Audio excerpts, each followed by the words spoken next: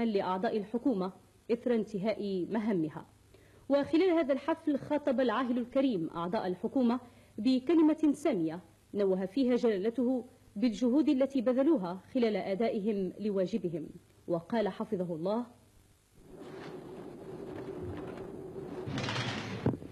لليقين أن أمثالكم المغرب باقي عنده موعد ما يضرب لهم في تاريخه، وأنكم أينما كنتم وأينما وجدتم سيدات وسادة أنكم غادي تكونوا خدام لهذا البلد، أنكم في القطاع الخاص وفي القطاع العمومي سوف تمثلون نفس الروح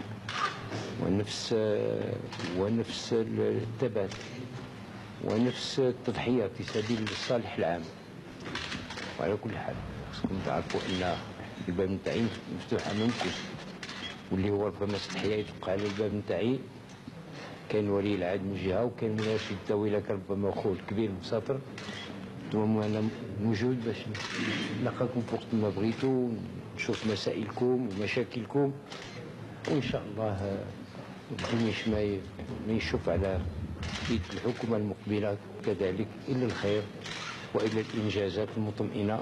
وشكرا لكم مرة أخرى وربي يعاونكم. ما ننساش يستعبدوا الفلالي لأنه هذه السنين هو يتحمل العبء نتاع وزير الأول، والحق يقال لا مع الحكومات اللي تبعوا كان فيه روح التحمل وروح الصبر والثبات.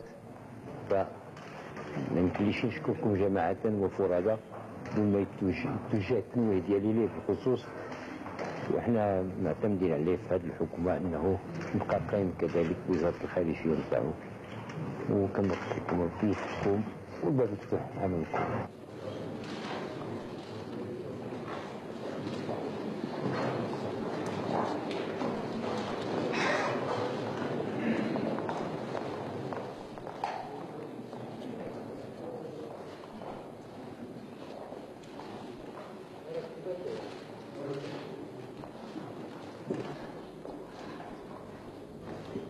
بعد هذه الكلمة السامية أقام صاحب الجلالة الملك الحسن الثاني نصره الله محفوفا بصاحب السمو الملكي ولي العهد الأمير سيدي محمد وصاحب السمو الملكي الأمير مولاي رشيد حفل شاي تكريما لأعضاء الحكومة.